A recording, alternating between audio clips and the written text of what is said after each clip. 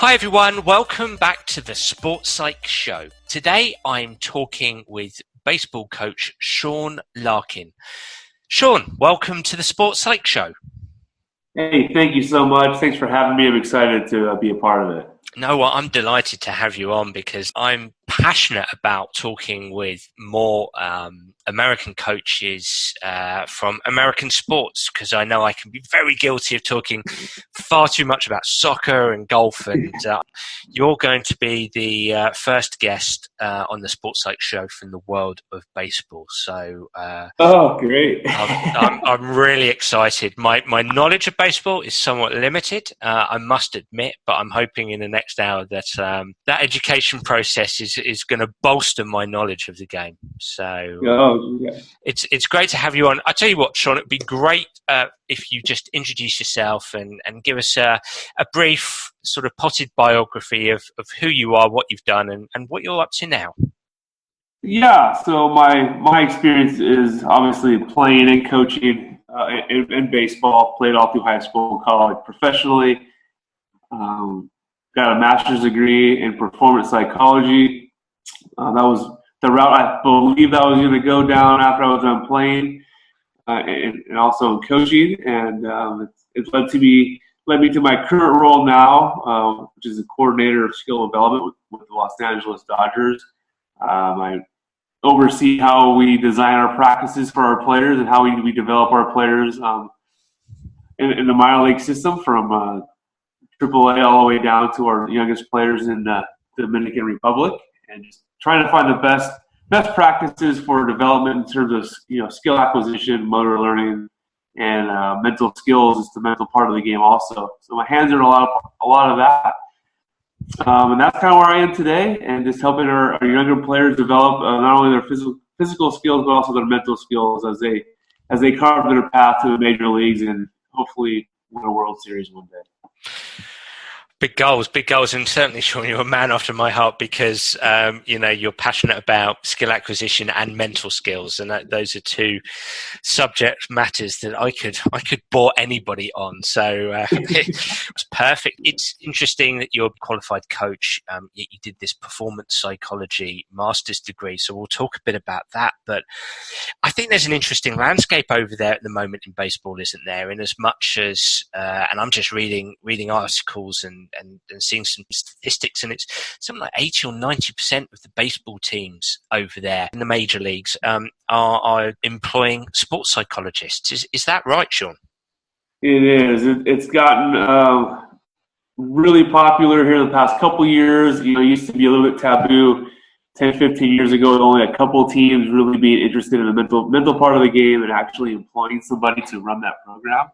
As time has passed and more teams have seen it as more of a competitive advantage, I think more organizations are jumping on board and hiring more people to be a part of their organization and have somebody on staff that's going to help their players with their mental game. You have pitching coaches and hitting coaches and coaches for basically everything other than the mental skills up until this point. And a lot of people will say that the mental part of the game is more important anyways, and most of the teams didn't have someone to help coach that, which probably doesn't make any sense. But now a lot of, like you mentioned, about 90 or so % of the organizations and teams have someone on staff available and for their player needs. Now, how they utilize that role probably varies from organization to organization, but it's become really popular and rightfully so. And it's just another piece of the puzzle as you try to figure out the individual player.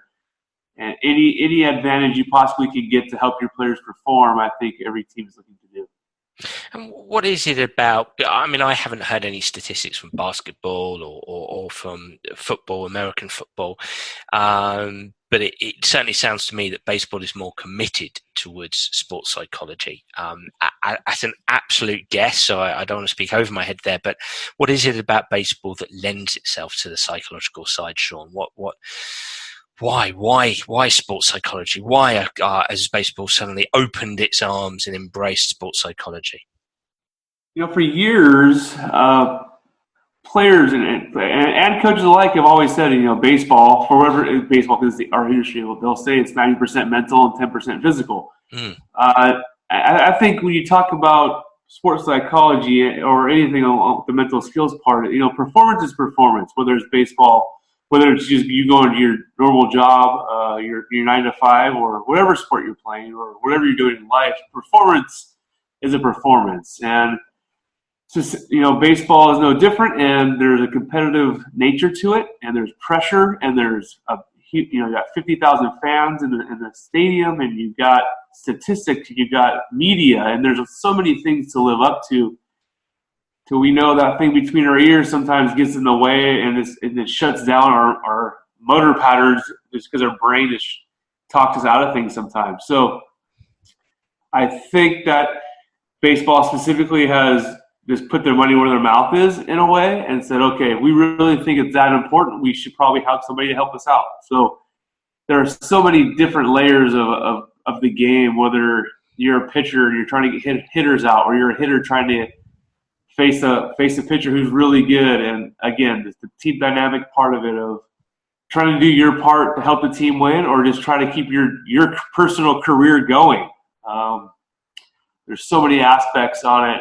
There's so much time away from home, and it can feel real isolating. It's a 162 game schedule, and you're on the road 8 months of the year, coupled with the high competition night in and night out. You're playing every single night, and that can eat you alive if you don't have some sort of strategy to get you through it. Yeah. So I just think the importance of having some sort of coping strategies as you go through the ups and downs of a sport. I think teams just realize it's extremely important to have somebody that's qualified, educated on it, has specific strategies for individual players to help them navigate tough times and the good times. So I think mental skill strategy is good for both when you're struggling, but also when you're at the top of your game, to keep you there as long as you possibly can. It sounds like there's a couple of strands there when it comes to baseball. There's the performance psychology piece, or mental skills, as we might call it, the in-game mental skills that players require, and then there's the day-to-day welfare and well-being that players and coaches require. The baseball season is long. You play how many games? I mean, it's just extraordinary amount of games, and that ongoing pressure to perform, real well-being and welfare piece, and maybe even into mental health there. So it certainly sounds like a sport that really requires some support. And you may or may not be able to go into much detail here, but when you work with players or with the coaching staff on mental skills, what are you doing? What are you talking to them about? What strands do you work on? Yeah, so my specific role, I'm on the player development side, so it's all our minor league players. We have a director of our mental skills program he is usually with the major league team. I am with the minor league players, 150, 250 of our players. That's who I am with, and so that dynamic's a lot different. You're working with major league players; they're on the biggest stage, and that's going to look that conversation's a little bit different than it is with our minor league players. It's a lot of perspective talk. It's a lot of just the scratching the surface of how to breathe the proper way, some goal setting stuff. Anything else you want to think of, any mental skill strategy is a really introductory level, depending on what level of our player, and then moving on and putting a program together for them, whether it's some sort of putting routines together, and how that looks and why that's important for a 17, 18, 19-year-old kid who is on his own for the first time, and all of a sudden he's on the road and he's playing a sport. He's trying to survive. He thinks this is it. This is his whole life. So what we really try to do at the end of the day is we want to try to build a strong man first and the baseball player second. We believe if you have a strong person, the baseball will take care of itself. A good baseball player does not necessarily make you a strong person.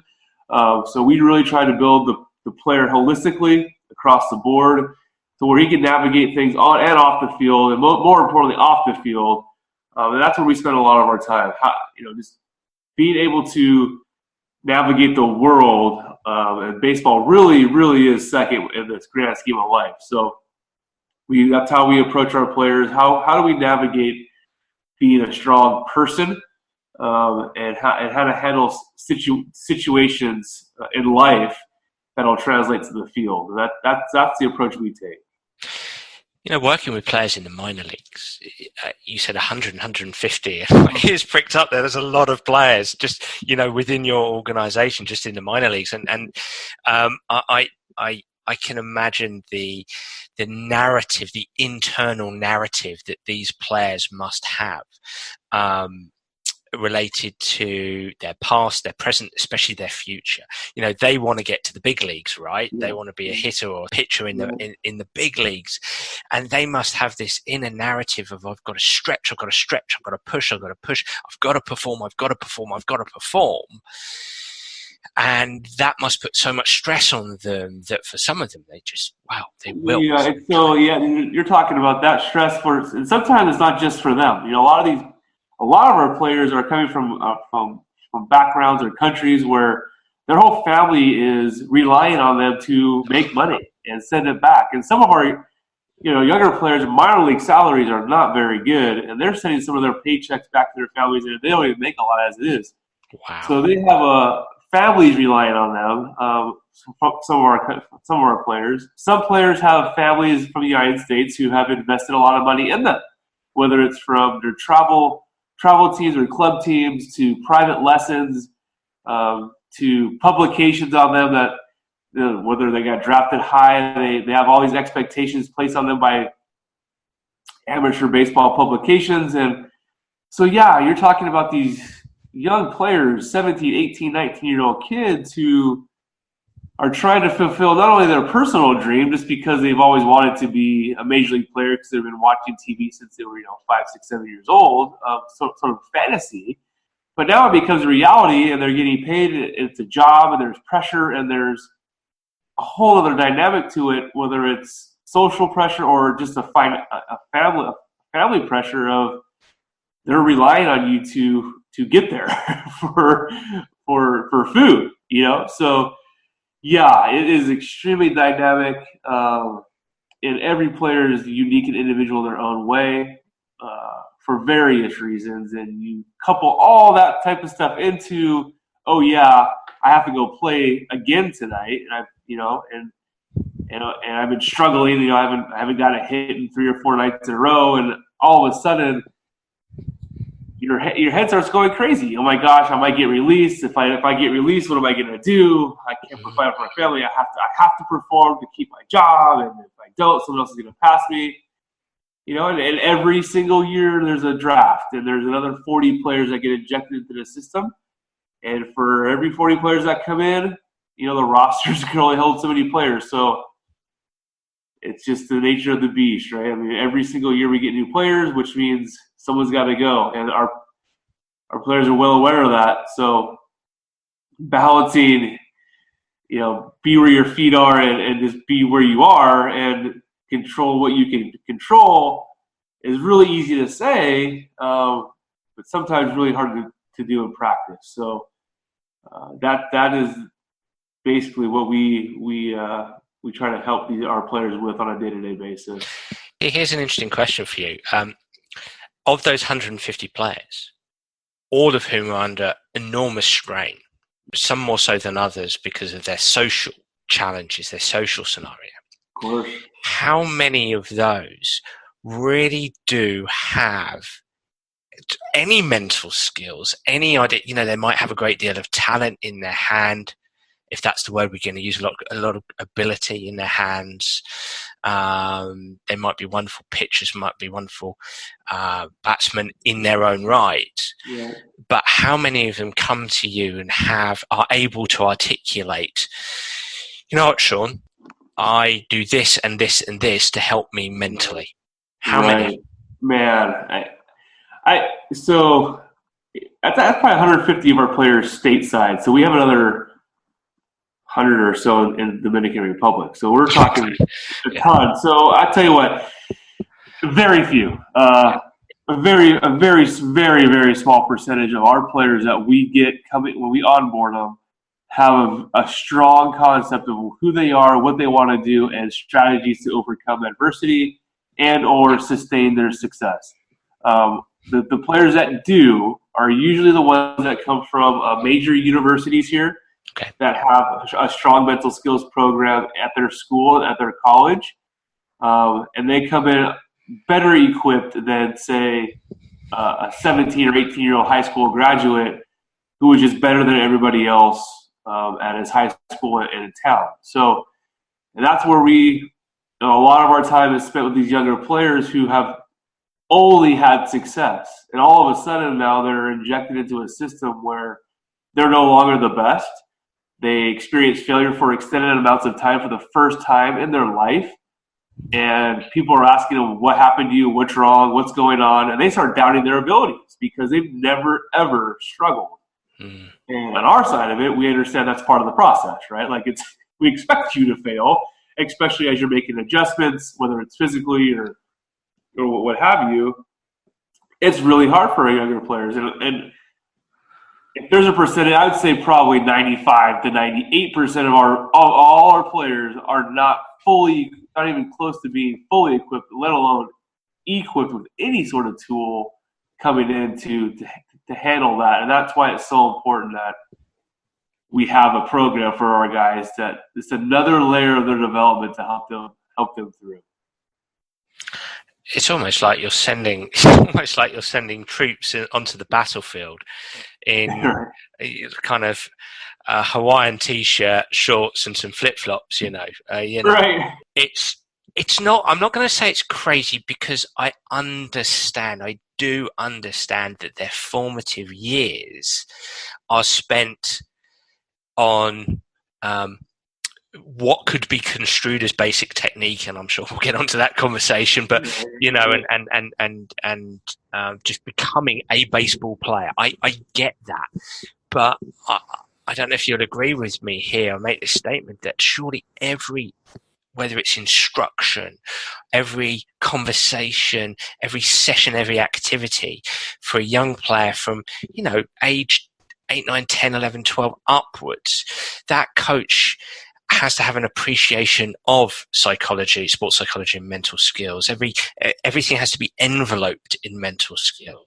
enveloped in an understanding that if this young player does go on to get a college scholarship or does want to go on to the minor leagues and then the bigger leagues, that starts those mental skills. And that narrative, that ability to manage the narrative has to start younger. And that's also the job. It's not just the job of a mental skills coach. It's the job of a coach to be as well equipped as he or she can be to equip the player. Dan, you are so right. And that is, I think, is the major problem, especially in the United States where we have these, travel and select teams that start so young, and it's all about these tournaments and winning these tournaments and who can find the best travel team who wins the most. And it's the point is completely missed. I was talking to one of my friends the other day who his son plays on a travel league team, and they do a pretty good job. He only plays a certain amount of games a season, then he switches over to basketball and does other sports, which is great. Yep. But he was telling me that there are teams now. There are 6 and under travel teams for baseball. Wow. And I don't understand. These kids, they just want to go play, and we have them in these tournaments, and we reward them with these big rings and trophies and rankings at these young ages, 6, 7, 8, 9, 10-year-olds, and they're ranked in the nation. Like, we're completely missing the point here. And not very often are mental skills built in. Now, I can't say that for everybody, but I would say the vast majority, it is about winning a tournament and getting exposed to whether it's your next high school you're going into or college exposure at these young ages, and that's the goal. And how you get there, that's it. And very little time is spent on the mental part of it. That's really how you're going to get there, by being able to maintain and have some strategy for yourself. We have kids here in the United States who will get a scholarship offer and accept it, a college scholarship offer, accept it before they play a high school game, which to me is absolutely crazy. But it happens. How old is that, Shaun? How old is that? So you're talking about an 8th grader, so let's see, 12, 13 years old, saying, yes, I'm going to go to this major university when I'm 18, which is crazy. And they haven't developed physically close to where they're going to be down 5 years from now, let alone mentally. So now at 12, 13, 14 years old, they are now going and playing in their high school, whether it's their travel select team or high school. They haven't started the high school career yet. With the pressure of, I'm supposed to be going to this major university in 4 years, so I probably should be better. I should probably be pretty good, right? Like that's what everyone is expecting of them. And geez, they're teenagers. They're trying to figure out what girl likes them in class, and not worried about what college they're supposed to be going to, right? Navigating just being a teenager in general, let alone trying to figure out the pressure of performing at a high level, which is ridiculous. And no, the coaches aren't spending enough time on the mental part of it at all. What I think, like you said, is probably the most important part as it is. So it's psychosocial, and you've brought in quite rightly the social side, the environmental side. When my 8-year-old goes and plays baseball, he or she has an option to go onto a travel team, or there's an ambition to be on the travel team, and that has a profound impact on the behaviours of the coaches and the behaviours on the parents and the behaviours of the kids themselves. And we're talking about 6, 7, 8, 9-year-olds. I mean, this is a different conversation. It's a conversation of, early specialisation. It's a conversation of an ethical conversation of fun, enjoyment. Why should participation of kids in sport?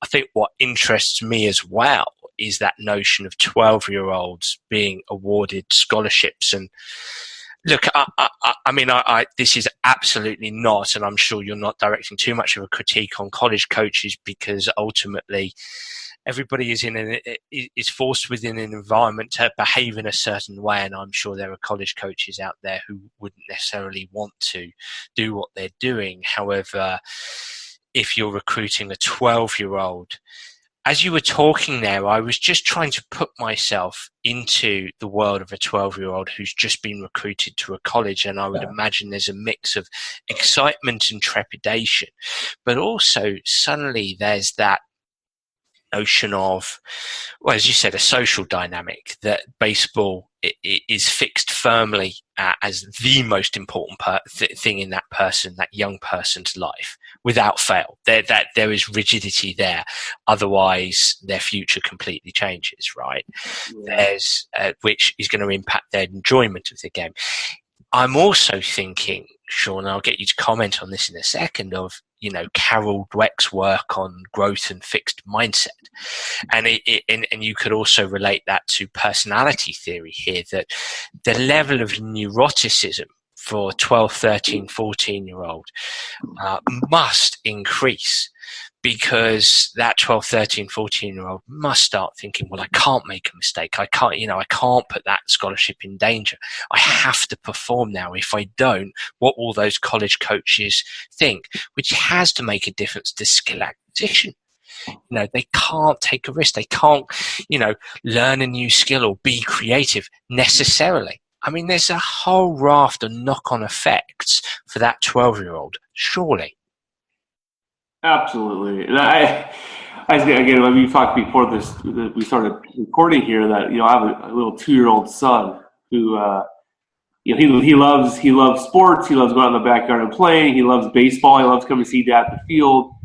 But at no point is that going to become his identity. I'm going to make sure that, like you mentioned before, where the sport of baseball is supposed to be a game. You go play a game. You're supposed to, at least, becomes this an identity for the player and for the family. And it becomes who they are, and it's scary. And like you said, where this is all they're hanging on to, and if they perceive a bump in the road or a performance struggle, they view it that the world's going to come crashing down and it's over.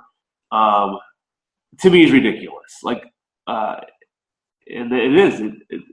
That these younger players who are committing to these colleges.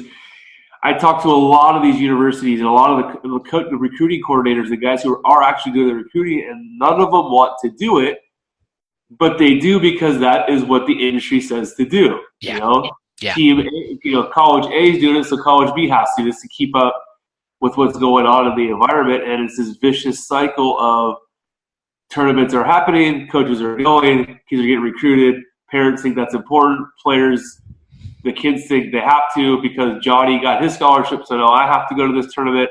And it's just this vicious cycle of round and round and round and round and round.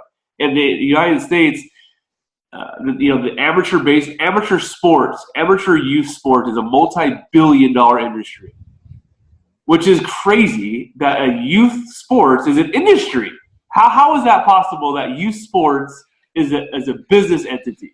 To me, is absolutely ludicrous. But it is, and it drives everything that goes right now. And it's just a vicious cycle that we live in here. And how that breaks, I don't know. Other than it not being supported or reinforced by coaches, which will deter the parents from spending so much money, which will bring reality to the players. Now, I think that's where it's got to start. And if that ever does, we'll find out. I'd be really interested to ask you. So let's say there's a blank slate, and Shaun Larkin pops up, and he can give advice to the industry. We could go across the childhood span here, but if there is a child if there's a young teenager who has ability in pretend landscape, when do you think the game should start to become serious for that? And I'm throwing words out here like serious, and they can be interpreted in so many different ways, but when does that conversation start to have, and when do behaviors start to be adjusted for that young player who is really good, that developing elite player, or the young player who is good, doesn't have to be really good, but has ambition in the game? What age does that start, Shaun? Does that start at 10? Does that start at 12? Does that start at 14? When do those conversations start? And when do we start to help that young player start to understand those skill acquisition behaviors and that environment that's going to take them to elite? Yeah, man. That's $1 billion question, right? If you and I can figure that out, we'll write a book about it and be millionaires.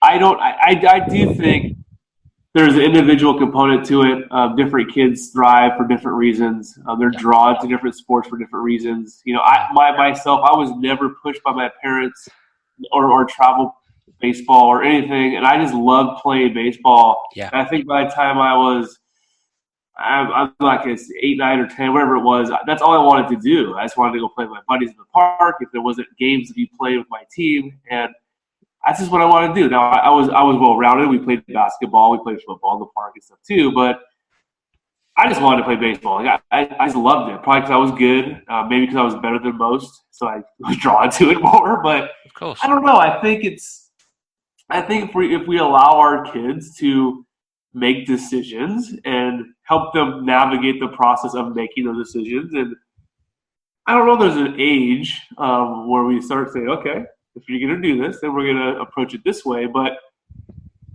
I don't think it ever has to be taken that seriously until you're actually a professional. I just don't. Like, if you're passionate, you love what you do, you're going to take it seriously anyways. I don't think we have to say, okay, here's the time we got to take it more seriously now, and we got to start working harder now. Like, all of a sudden it changes from enjoyment and pleasure to job.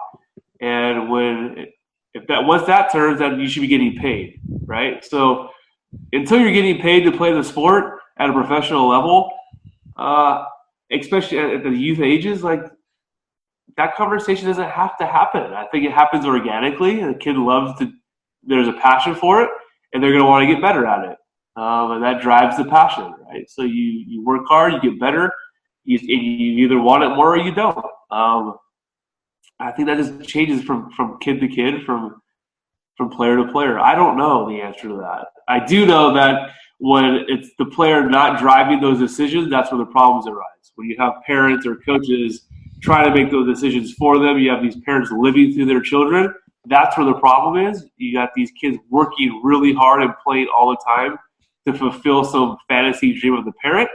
That's when the breakdown happens. When the play, who's to say if a kid wants to play? Who's to say that's wrong? Now, there's probably an age where it is too young, and a parent needs to step in and say, "Hey, Johnny, you're not playing 17 games this weekend. Like, sorry, we have family things to do, and we have friends to go see outside of sports." I think that conversation is necessary, but I think as players and young kids evolve and they are around their friends and they want to do the sports they want to do, I think that happens naturally. I like what you say, and I think that, as you say, it's child-centered. It's driven by the child. Yeah, absolutely, absolutely. If you had said, as a youngster, you're playing baseball, I'm just going to go in now and watch a movie. I'm going to go and do something else, or whatever it is. You're making that decision. Absolutely. Now, I suppose the challenge here, and you said you've got a 2-year-old, and suppose in 10 years' time, so at 12 years old, your 2-year-old says, "Daddy, and he won't do this in an English accent. He'll do it in your American accent. That would be quite strange if he does it in my accent. But he said, I enjoy my baseball, and I look at it on TV, and that's what I want to be. I really want to be that. I'm dreaming about it." Does that change the conversations you start to have with your son? All the time. So whether he wants to do what I do or not is one thing. So he says to me, "Hey, Daddy, I want to be that guy on TV right now." And he's 10 years old. And it's like, Kason, that is great. Do you understand what that takes to get to that level?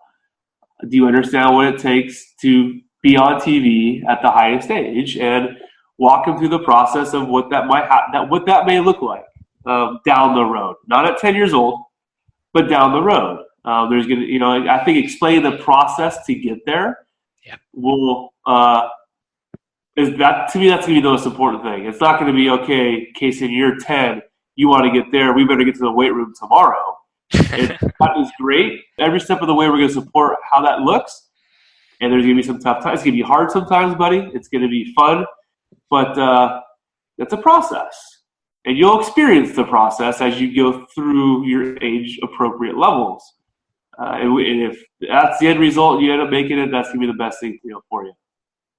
And at 10 years old, that may be his decision. And by the time he's 14, he may want to play soccer or, heck, play the guitar. I don't know. But I think the support, him understanding that we support his decision and what he wants to do, whatever it is, I think my message to him is always going to be, great. Go chase your dream. Understand there's a process involved, and we'll help you through the processes. And I wouldn't underestimate what you said in the last minute, because I'm asking you these questions because I think these conversations rarely happen, Shaun. I think that sometimes on, whether it's the medium of podcasts, whether it's on blogs, whether it's on social media, we say, well, this is the way it should be, and there shouldn't be any early specialization, and there shouldn't be this, and there shouldn't be that, and parents who do this are wrong, and blah, blah, blah. Mm-hmm. And quite often I think parents are, and I've experienced this when parents have come to me and said, oh, my 10-year-old needs to see a sports psychologist now. And quite often they're confronted with a young person who loves soccer, for instance, loves Liverpool or Spurs or Manchester United, and wears their kit and plays soccer all day long and wants to do it, and desperately wants to do it. And it's okay. But I think the differentiation you've made there is absolutely fantastic. And I think this needs to be said time and again, is there's probably more pathways, but there's two explicit pathways, isn't there? There's the, well, yeah, young Johnny, young Mary, you want to play for Manchester United. Well, if you want that, this is what you've now got to do. Or there's what you've alluded to, the other way, which is, okay, well, let's have a conversation about this. Let's talk about what that might look like further down the line and what you might experience, as you go through the age groups, and I think that's for me. my feedback to you is I think that's fantastic. I think that's because I think parents don't necessarily go in that direction. Right. So what happens is, again, we'll use a 10-year-old as an example. You have a 10-year-old who has no idea how the world works, and a lot of this is a fantasy, right? Like their idea of reality is completely skewed, and they'll say these things because it looks like a lot of fun. You're watching TV, it's like, wow, I want to do that. And the percentages say that's never going to happen just because of the sheer numbers, but the parent hears that, and all of a sudden they say, "Oh my gosh, okay, if you want to do that, then we have to do X, Y, and Z." And all of a sudden, you take the fun out of it for them, and it no longer becomes fun, and now it's just a dread. And I used to do private lessons, and I don't do anymore, and I kind of refuse to just because I just don't agree with.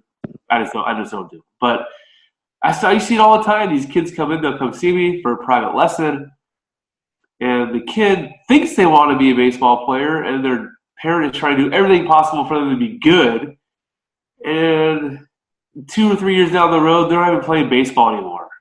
Just because they've grown up, they had a different social network of friends, and they don't want to play baseball. And their parents have spent tons of money trying to make them this Major League Baseball player because your 10-year-old son told you want to play baseball. Like, hang on. It's going to change potentially in a couple of years. It's interesting, and I do think that the parent or coach,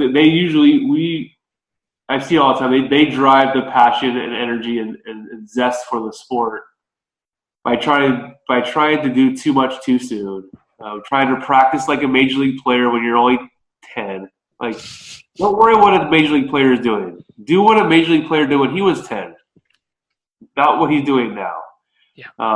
And I think that's something that point gets missed is you see a lot of times in the Major League draft or even the NFL draft, it'll say X percent of these drafted players are multi-sport athletes. All that's saying is that they just did different things. It doesn't mean you have to be a multi-sport athlete all that's saying is they just did different things. They were attracted to different sports with their friends at their schools, and that's fine. That's one way to do it. That's all it's saying. And I think that to me that's the point. Like parents, if you see anything, if it's being more multi-sport or whatever, or not being isolated to one thing, it's just there's different ways to go about it. You don't have to specialize to get to the next level. I think the multi-sport thing is the fact that they didn't have to. You don't have to consume yourself with one thing, and it's not all or nothing if you don't. These multi-sport athletes, it could have been, hey, they played baseball, and oh, by the way, they play the guitar and they like to travel, or whatever it is. It's something else other than just the sport. I think that's the most important point of this whole thing. Yeah, I think we have to remember this was the early specialization. We're more prominent now, and the notion of when I specialize in a single sport when I'm 8, 9, 10 years old. I'm more inclined towards burnout, towards injury, not enjoying the game, etc., etc. And I think there's always going to be examples out there, Shaun, of a young player from 8 years old who has specialised in a sport and makes millions from it and goes on and does brilliantly well. There's always going to be those, but I'm not too sure those are the athletes to focus on. There's always going to be those skewed that for one reason or another, it's worked out for them. But that centre ground whereby the literature is starting to show us, the research is starting to show us that actually the healthiest way, the most ethical way, the way that promotes an optimal experience for young people. Yes, I love that word experience. Our job is, I think, this is just my opinion, as parents or as youth coaches or coaches in general, is our job is to create the best experiences possible. Where that leads, who cares? It's going to lead where it goes. But if we can create the most enjoyable experience for our players, I think we've done our job. I think we missed that. We missed the point of what experience are we creating for these kids, and that's where we see all the problems. I just think there, like you said, that the example of the one superstar who it's all he did since he was a little kid, the Tiger Woods, he was hitting golf balls when he was 6. Oh my gosh, and he ends up being one of the greatest. And I think we use this concept of being great, like Michael Jordan and Tiger Woods and Messi's, all these players. Like, if you want to be great, whatever great means, you have to do this.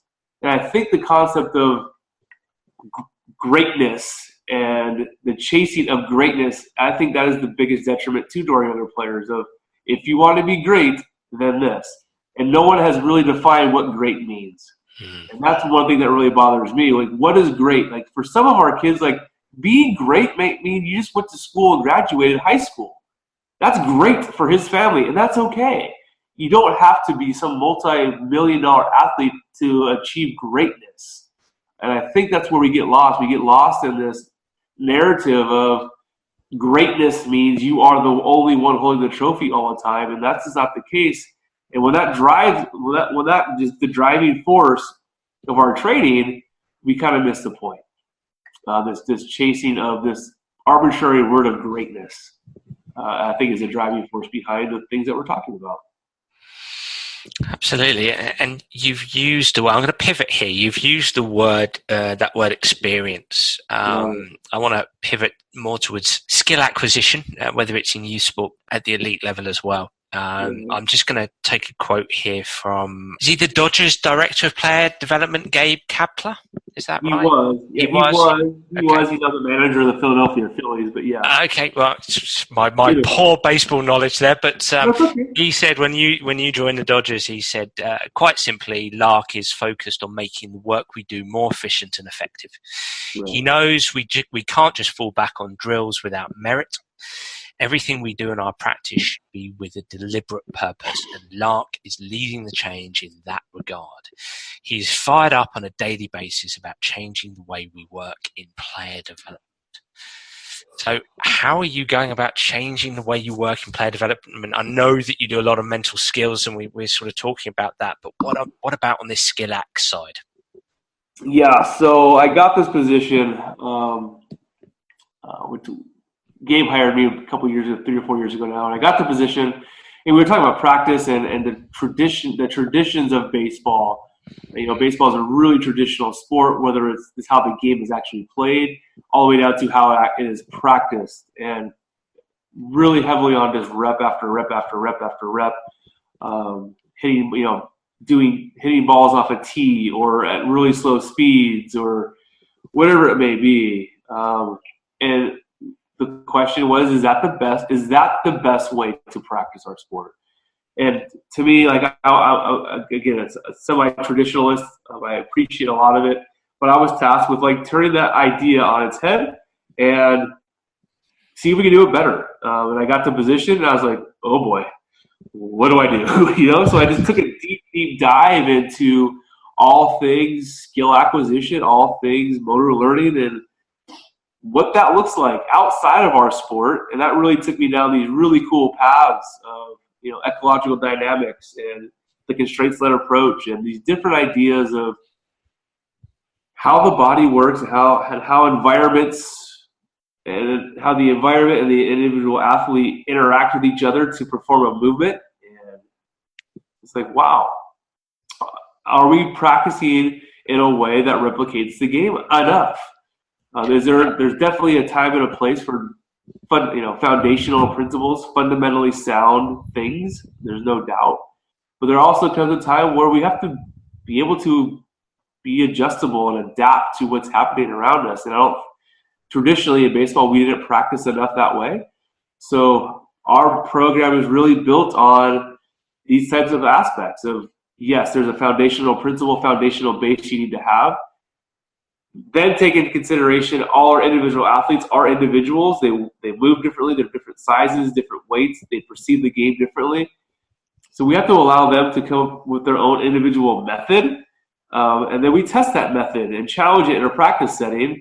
And if it works, let's go in the game and go and see if it works. If it's not working, maybe we can adjust the method they're trying to employ. So it's really taking a more individualized approach to how this all works, and coupling being really cognizant of the line of, okay, there's a reason why we do things in baseball the way we do them from a traditional standpoint, but also understand that there's probably a better way to do it in terms of some more chaotic environments, and just create our environments a little bit better to where it's more game-like, and where we can bounce that back and forth based on the individual player. And that's what I'm tasked to do, and educate our coaches heavily on these ideas and concepts. And that's how we roll it out for us. Having a good understanding of, okay, there's a time to acquire, how to acquire skill, how to challenge it, and then we get tested every night in the game. So it's going back and forth on how we design our practices then. Is there some sort of foundational principle involved? Or are we staying true to what we know and what this player can do fundamentally sound that's going to help him? But then also, can we add some sort of speed variation? Because that's how the game's played. There's some sort of speed variation to it. Is there decision-making in our practices? Because as we all know, sports you're constantly making decisions on what you're going to do. So we have to practice making decisions. Is there a stressor or some sort of consequence to what I'm doing? Because that's the game, the same thing. You're either out or you're safe. It's a ball or a strike. You swing or you miss, or you swing or don't swing, or you go left, you go right for a ball. There's a consequence to everything you do. You win, you lose. Is there a way to build that into our practices? And then, can we track it? How do we know we're getting better if we're not tracking it with some of the technology we have nowadays, and just some sort of feedback of what we're doing? So how we build out our days of practice based on some of those concepts has become our program, which I was tasked to do 3 or 4 years ago, and that's where we are now. I think it's really interesting, because it sounds to me, when we strip back, you didn't necessarily come in to the organization with these concepts in your pocket, which is so often the way, Shaun, isn't it? Is you get somebody who's quite evangelical about a different way of doing things, or what can be perceived as different, and comes into the organization and gets the organization to buy in or not. But you came from a very traditional rep after rep, hitting off the tee, as you said, background. And we're tasked to have a look at different forms of research and what else is going on out there. So where do you stand now in terms of, do you still feel there is a space for that traditional form of practice? I suppose in baseball it would be in the nets, somebody throwing a ball at the batsman, the pitcher throwing the ball, and hitting shot after shot after shot, and a baseball machine, a pitching machine. Right. Do you feel that there is still a place for that? Absolutely. I'm not afraid to say that. I think there's a time and place for all of it. I call it the art of coaching, knowing when to push, knowing when to pull a player, know what environment to create. And I definitely do think there's a time and place for, if you will, build up the myelin, right? Just rep after rep after rep of just getting the feel that you're looking for. Okay, can I come straight back at you there? Because I just think this is such an interesting topic, because I'd personally agree with you. And I've, as I say repeatedly on this podcast, when it comes to the skill acquisition stuff, I try to take myself above the argument, the sort of traditional versus constraints-led ecological dynamics, and understand both sides. And I'd agree. And this whole thing of, well, it depends. Well, I suppose the question is, well, when would you use rep after rep? So I'm kind of putting you on the spot, but is there a specific, is it when a player says, well, I see what you're trying to do here, Shaun, with this funky stuff, but you know what? I just need to get some reps up. Or when is it that they need to do the reps? Right. So I think there's a couple times. So one would be when we're trying to explain or implement a new movement pattern or a new idea of how to execute a skill, right? They need to rep those out, whatever that may be. It's a new feel. It's something new to them. We got to do that over and over and over again to gain a feel and an awareness of what the body's doing or whatever we're trying to do. Whether it's a certain swing pattern or a certain stance or a certain fielding mechanic, the only way to get the feel for it is to do it. So that's part of it. I do think there's a part of some sort of confidence building to it too, where say some of our hitters, they're really struggling and they haven't hit a ball hard in a week in a game. I think there's a time and a place to like set an environment to where we just do rep after rep and everything is executed at a high level in a controlled pace, and they just, oh yeah, I can actually still do this. I think there's a place for that. I do think there's a place for rep after rep for some sort of routine. Having a routine to go to, and sometimes that is repetitious, but it's a maintenance thing, right? I'm just maintaining what I got going, and this is what it looks like, and it looks like a rep after rep. I think there's value to it, and to negate the fact that there's relevance and importance to being able to do something over and over again. It may not scientifically be exactly the exact same, but it's pretty similar. I think that's important to be able to do that over and over and over again.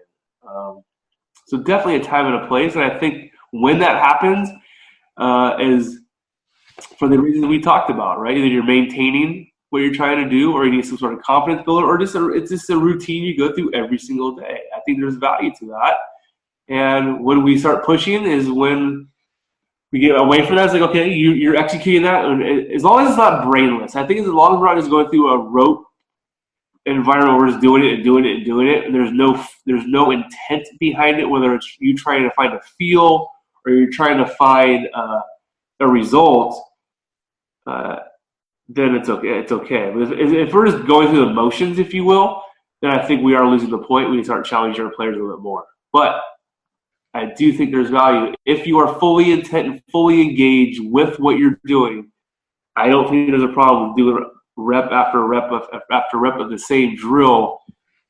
If the intent's correct, if there's a deliberateness to it, there's some feedback aspect to it, and there's some deep learning happening, I think there's extreme value to it. Really interesting, especially the confidence piece. I completely agree with you, and this would always be my conversation with people who say, but the problem with rep after rep is, or what the evidence is suggesting, is that we don't want movement consistency, we want movement variability. And I hear that and I understand it, and I guess I agree with that. But what I want as an athlete, and if I reflect on golf, which was obviously my sport, and I reflect on the conversations I've had with golfers, is a big part of the reps is, and I know it's a word that a lot of people don't like, reps, but I'm not talking about thousands of golf balls here or hundreds of golf balls in one session.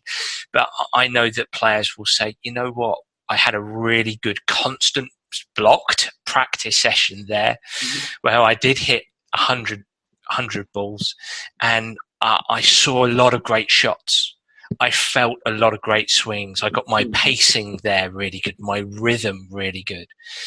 And there's an element, as you said, with the confidence piece that I do understand that when, a batsman goes out to the diamond, as you might say, I don't know, but as the golfer goes onto the first tee, that they're only executing one shot or whatever, and it's going to be variable as to what they're facing.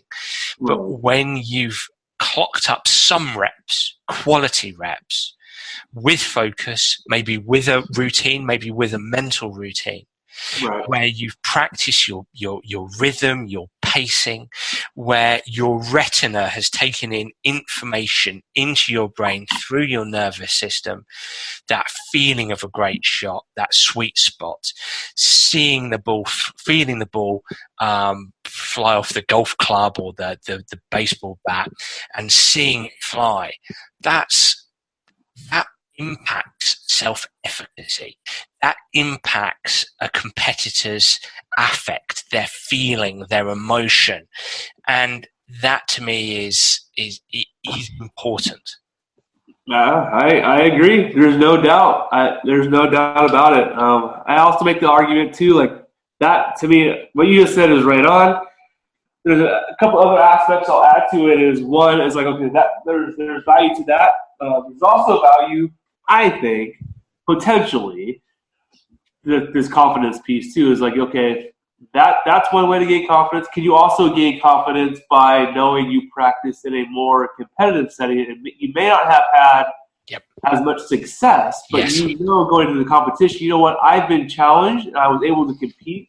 I'm prepared for this challenge, one way or the other. I think there's value to that. And then also, oh, by the way, I actually was challenged in my environment through various drills. It wasn't blocked, but it was more variable. And I executed there also. So now I'm really prepared. And oh, by the way, I have been successful in those trials.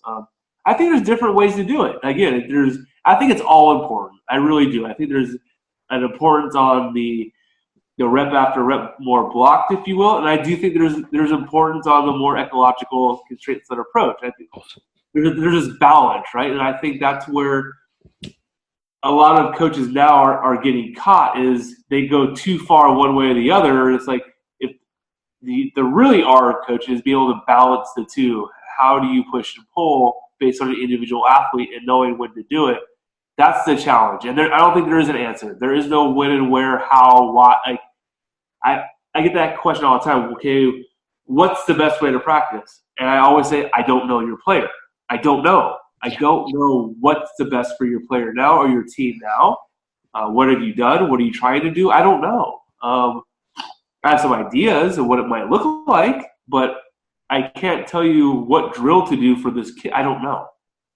Unless there are players that have some ideas, and we go through it, and we're in this process together with the player. But yeah, I think it's all. Long story short, I think it's all important. I think all aspects of all the research is important. Then how do you take the research and apply it to your specific sport? So what's happening in baseball, I think, it's kind of funny to me. I've been talking a lot about this lately. Is idea of chaos and practicing in this chaotic environment.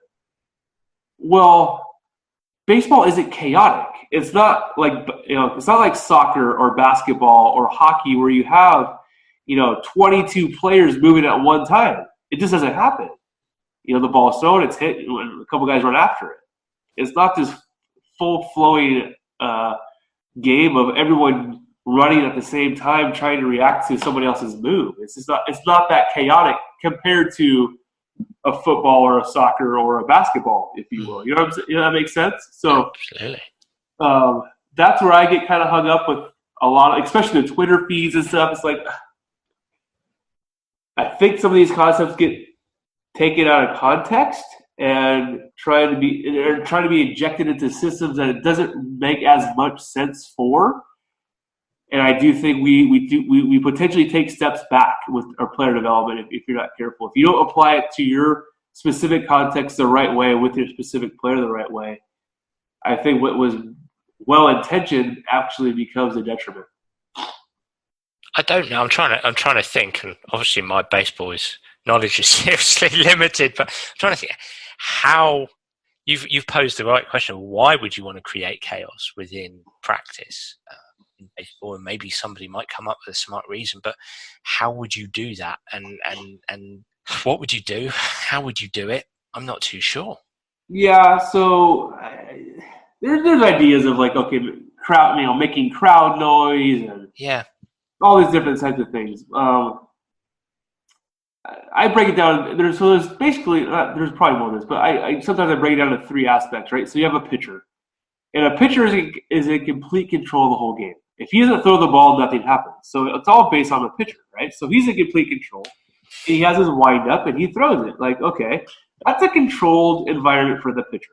Like he's in complete control. His movements are basically the exact same or close to. And there's not much chaos to what he's doing. There's just not. Now, the environment may be chaotic, the crowd, the situation, the score. Again, it's all perceived in his brain. That's a mental skill. more than anything. I was going to say that. I mean, this is distraction control, isn't it? This Right, is exactly. So it's not chaos. There's not like he's not trying to bob and weave. No one's trying to clothesline him or hit him in the face when he's trying to pitch. Like nothing's happening. He's just throwing. So that's not chaotic. Okay, so if you're the hitter, basically the same thing. As a hitter, all you're doing is making decisions. Is it a ball? Is it a strike? Am I going to swing? Am I not going to swing? What type of pitch is it? Right. This is all visual anticipation. Stuff. It's not chaotic. You're not going to be tackled as you swing the bat. Right? So that's not chaotic. Now there's some decisions to be made. Okay. Now as the ball's hit, a little bit more chaos may ensue with base runners. Now the ball's hit between the shortstop and the third baseman. You have two guys converging on the ball with a base runner running, and then after you catch it, where do you throw it? Some chaos there, right? There's there's added elements of chaos of that where, do I have to run? Which way do I have to run? How fast the runner? How hard do I have to throw it to get the guy out? So as you go through these different elements of the game, based on your position and what's happening, there's different elements of chaos to it. But again, it's never going to be someone trying to run after you. You're not trying to steal the ball from somebody. You're not avoiding getting tackled by somebody. That type of chaos. So do we need to practice that chaotically in baseball? I would say no. That's just me. So, but if you do the research, you try to implement some of these ideas from soccer and hockey and basketball in these chaotic environments. You try to inject that into baseball, and to be random just to be random, it doesn't make any sense. To me, I mean, I haven't been convinced on that yet.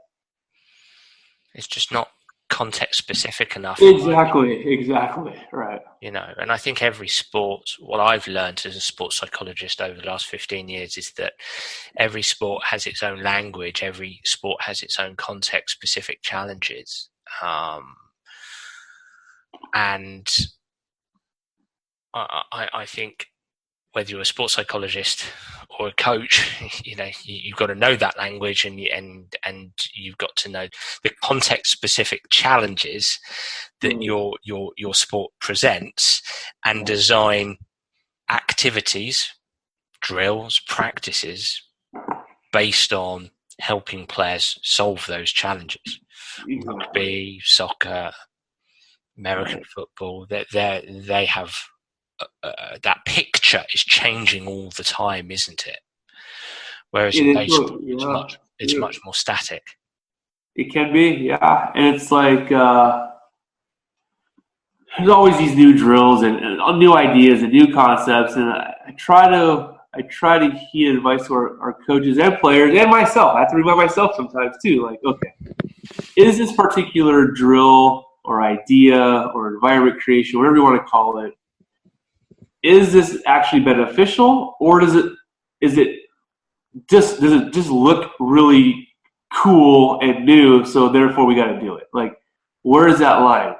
Being able to decipher between this is new and cool, and do we actually even need it? Like, and I think some coaches and players get caught and they're like, wow, look at this new thing, let's go do it, without really digging a little bit deeper into like, does this even happen in a game? Is this even relevant? Or is it just something that's new that someone came up with to get a bunch of Twitter retweets and likes? I don't know. So I think that's a challenge for a lot of people is, what are you doing and why? And I think that's getting bypassed a little bit more than it has been in the past because of these new ideas of dynamic systems approach, ecological dynamics, constraint set approach, and this is like the new thing now to some people, and they just bypass the why. The only why now because the research says so. Well, the research says so in soccer, potentially in soccer, in this controlled setting and controlled study, or by the way, the study that you read was on a mouse pad and finger strokes on a keyboard. That has nothing to do with sports and skill transfer. And that's where people get lost, is they think, the study said that the variability of training transferred better in a skill transfer test. Well, the skill was a figure hitting a mouse pad or a keyboard. That has nothing to do with your sport. So we just got to be cognizant of the research that we're studying, how that relates to our context, and then ultimately answering the why are we about to do what we're about to do. And I think that's just so imperative, and I think it sometimes gets overlooked by the hype of what I'm doing. Well, I think those are some really interesting points, and you know what? I always remember the day I was coaching golf at the time on my first day of my master's degree, my sports psychology master's degree, and I walked into one of the rooms at the university, and there was a putting mat. And a couple of people were conducting a sports psychology putting experiment. And you just, as somebody who had been a reasonably good golfer and a fully qualified golf coach and had spent every hour thinking about golf and golf coaching and golf psychology and playing golf, I just thought, you know, where do I want to get my information from? Is it from research projects that have a putting mat in a room at some university in West London, or am I going to speak to a putting coach or some of the best putters in the world, or whoever it might be, or even my 4-ball playing partner who struggles on a Saturday morning to putt well? And let me clarify what I'm saying there is that I've always said that science is enormously important in sports coaching and clearly sports psychology. Psychology is a science, but I think as a sports psychology consultant or as a coach,